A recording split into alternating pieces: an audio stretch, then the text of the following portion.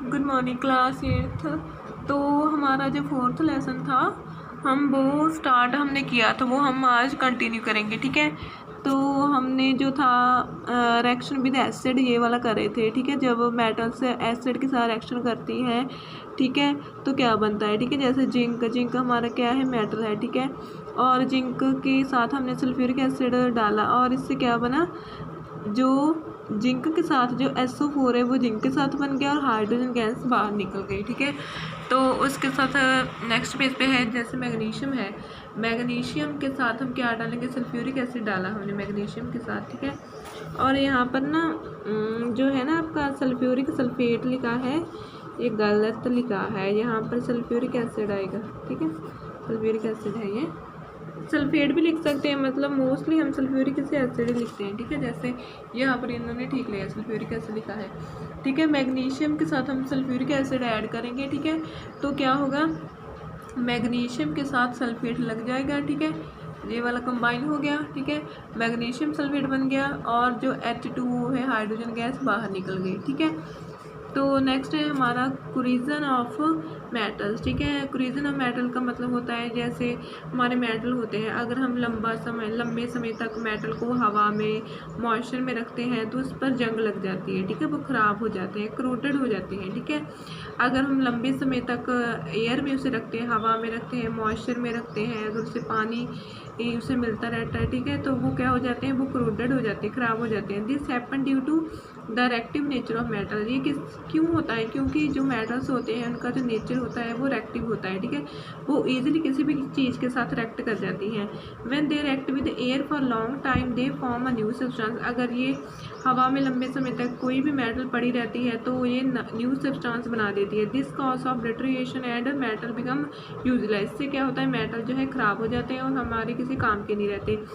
Process of matter acting with oxygen present in air causing it deteriorate is called a corrosion. ठीक है, इससे क्या होता है, अगर लंबे समय तक ऑक्सीजन की प्रेजेंस में मेटल रिएक्ट करते हैं उसे हम कोरिजन कहते हैं। जैसे copper, iron, silver are some example of metal that corroded. ठीक है, जो कॉपर, आयरन और सिल्वर हैं जो ये मेटल के एग्जांपल है जो कि करोड हो जाती है। ठीक है, अगर वो हवा के साथ या पानी के साथ रिएक्ट करती है। जैसे when iron is left damp in air for long time it get covered with flaky substance that is reddish brown in colour. अगर जो हमारा आयरन होता है, आयरन क्या है, मेटल है, अगर हम लंबे समय तक उसे हवा में छोड़ देते हैं, ठीक है, उससे क्या होता है, उससे जो रेडिश ब्राउन कलर की एक लेयर होती है जो उसकी सरफेस पर लग जाती है।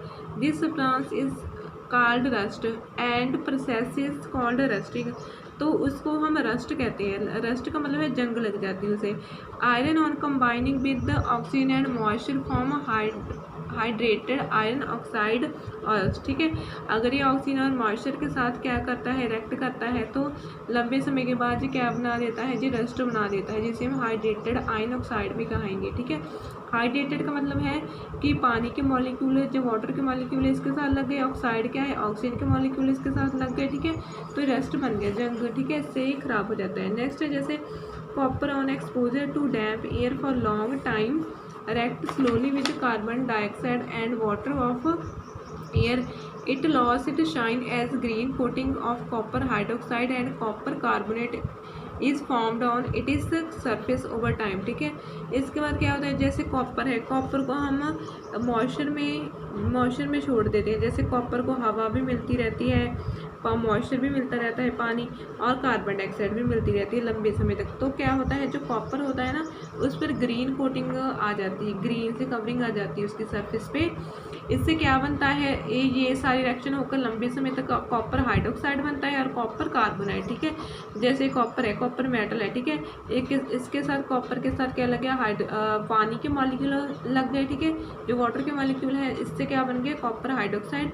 और कॉपर के साथ क्या, क्योंकि हमने कॉपर के 2 मॉलिक्यूल लिए हैं ना, कॉपर का एक मॉलिक्यूल तो ये इसके साथ लग गया। ठीक है, और जो सेकंड कॉपर का मॉलिक्यूल है वो इसके साथ लग गया। ठीक है, कॉपर कार्बोनेट बन गया। ठीक है, एक मॉलिक्यूल इसने इससे ले लिया। ठीक है, तो नेक्स्ट सिमिलर है कि जैसे हम सिल्वर को लंबे समय तक एयर में रखते हैं, तो जैसे कोई भी हमने सिल्वर कोई चांदी की चीज़ पहनी हुई है, वो अगर लंबे समय के बाद क्या हो जाती है, वो ब्लैक हो जाती है, थोड़ी थोड़ी सी काली पड़ने लग जाती है। ठीक है, ये क्यों होता है? क्योंकि सिल्वर के सल्फाइड लेयर बन जाती है उसकी सरफेस पे। ठीक है, और ये क्या होता है, ये ख़राब हो जाता है इससे। ठीक है, जैसे फॉर एग्जाम्पल ये वाला है। ठीक है, जैसे कॉपर के इसे हम ना, जैसे कॉपर है, कॉपर के हमने 2 मॉलिक्यूल लिए, मतलब कॉपर 2 है। ठीक है, और नेक्स्ट इसमें जो एंड प्रोडक्ट बना हमारा, एक कॉपर, तो एक कॉपर क्या है यहाँ पर लग गया, सेकंड OH2। ठीक है,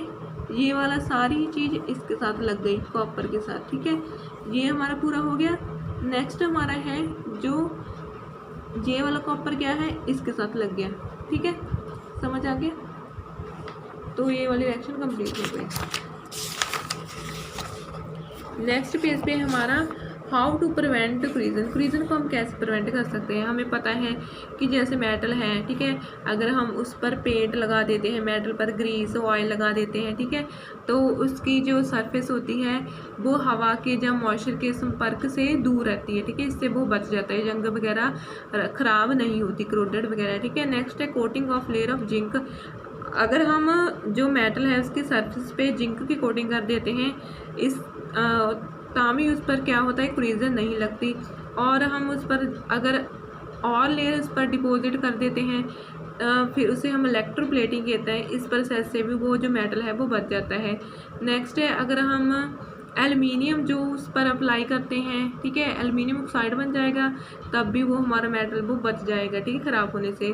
और हम अगर मेटल को नॉन मेटल के साथ मिक्स करते हैं, ठीक है, इससे भी क्या, इससे वो अलॉय बन जाता है। ठीक है, इससे वो क्या है, वो ख़राब होने से बच जाएगा। तो जो ये 4-5 मेथड है जिससे हम जो हमारे मेटल्स है उसे क्रीजन से बचा सकते हैं। ठीक है, नेक्स्ट है अलॉय। अलॉय क्या होता है, अगर हम मेटल और नॉन मेटल को कंबाइन कर देते हैं तो ये क्या करता है, ये ग्रेटर स्ट्रेंथ देता है। तो इससे क्या होता है, क्रीजन वगैरह नहीं होती। ठीक है, जैसे इससे क्या होता है, अगर मेटल है, ठीक है, अगर हम अकेले मेटल की चीज़ बनाते हैं तो मेटल पर तो वो ख़राब हो जाता है, उस पर रिएक्शंस हो जाती हैं, क्योंकि मेटल जो होते हैं ज़्यादा रिएक्टिव कंपाउंड होते हैं।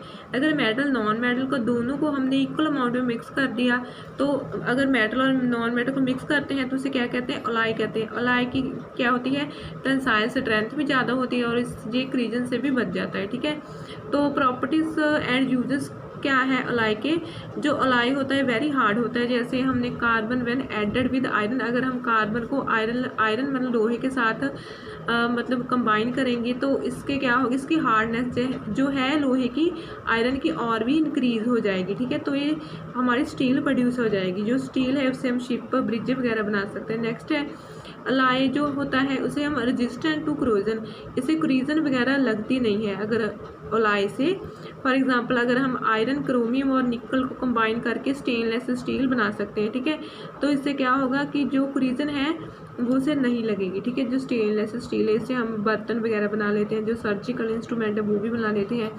नेक्स्ट है alloy have higher tensile strength, जो इसकी टेंसाइल स्ट्रेंथ है वो भी बहुत ज़्यादा होती है।